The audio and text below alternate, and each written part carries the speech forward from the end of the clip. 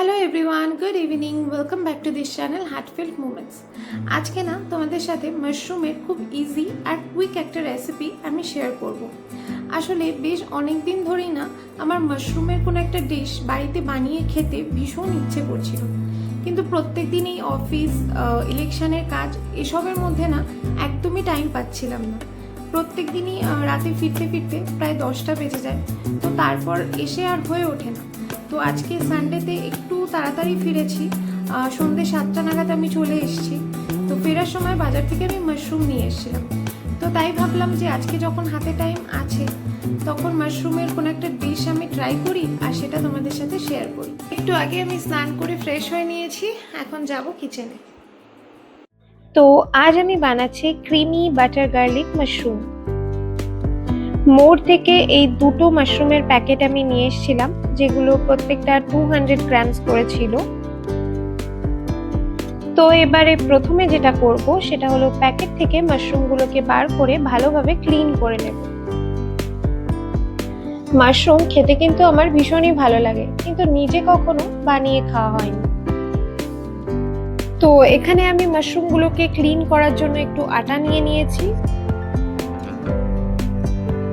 মাশরুমগুলোর গায়ে ভালোভাবে আটা মাখিয়ে নিতে হবে।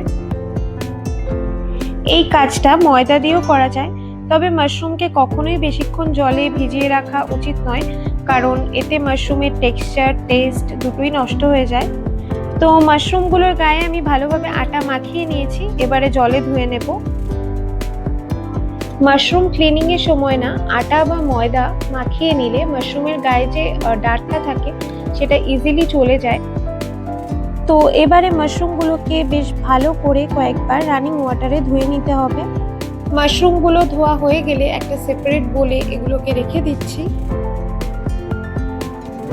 এরপর একটা ভেজা কাপড় দিয়ে আমি মাশরুমগুলোকে মুছে নিয়েছি। এবারে আমি মাশরুমগুলোকে কেটে নেব। বড় মাশরুমকে 4 টুকরো আর ছোট মাশরুমগুলোকে 2 টুকরোই করব। এটা তো নিজের ইচ্ছে মতো কাটাই যায়, কেউ চাইলে বড়ও রাখতে পারে, আবার ইচ্ছে হলে এটাকে ছোট করেও কেটে নেওয়া যায়।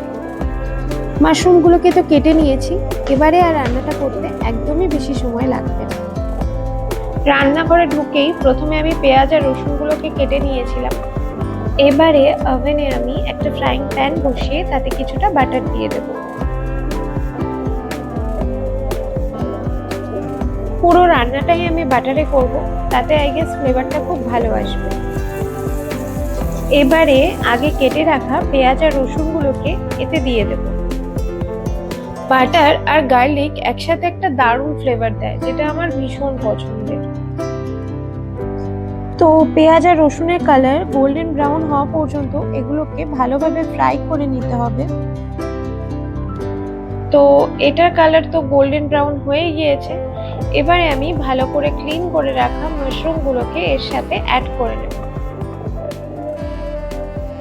প্রথমে ভাবছিলাম এই প্যানটাতে বোধহয় এতগুলো মাশরুম ধরবে না, তারপর দেখলাম যে ভালোভাবে হয়েই গেল। আমি কিন্তু এই রেসিপিটা খুবই ইজি ওয়েতে করছি, মানে আমার কাছে ঘরে যে ইনগ্রেডিয়েন্টগুলো ছিল সেগুলো ইউজ করেই এই রান্নাটা করছি। এই পুরো রান্নাটাই মিডিয়াম ফ্লেমে করতে হবে। এবারে সবকিছু একসাথে ভালোভাবে 5 থেকে 7 মিনিট কুক করে নেব। তো এবারে মাশরুম থেকে জলটা বেরিয়ে গেলে আরো একটুক্ষণ ভালোভাবে মাশরুমটা কুক করে নেব, যাতে জলটা শুকিয়ে যায় আর মাশরুমের কালারটা ব্রাউন হয়ে যায়। এবারে আমি এতে স্বাদ মতো নুন অ্যাড করে নেব। নুনটা কিন্তু একদম আমি রান্নার শুরুতেই দিইনি, একটু পরেই অ্যাড করেছি।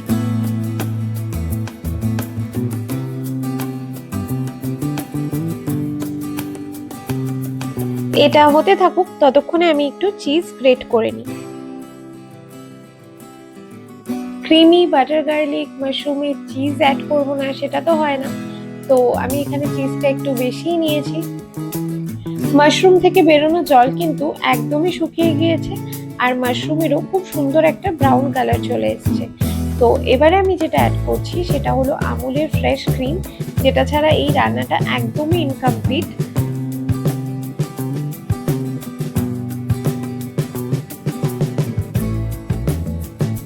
ফ্রেশ ক্রিম অ্যাড করে যে রান্নাগুলো করা হয় না ওগুলো আমার ভীষণ পছন্দের, তো এতে আমি ফ্রেশ ক্রিমটা একটু বেশি অ্যাড করেছি, এটা চাইলে একটু কমও অ্যাড করা যেতে পারে।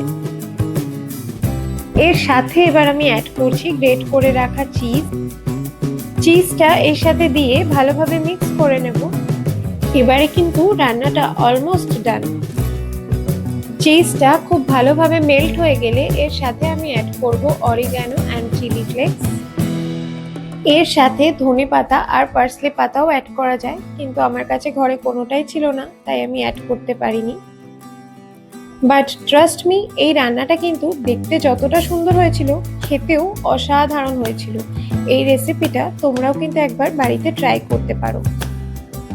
আমরা কিন্তু এটা শুধুই খেয়েছিলাম, কিন্তু পরোটা বা ব্রেড টোস্ট এসবের সাথেও কিন্তু এটা খেতে দারুণ লাগবে। আজকের এই রেসিপিটা তোমাদের কেমন লাগলো জানিও, আর এই ইজি রেসিপিটা ট্রাই করতে ভুলো না কিন্তু।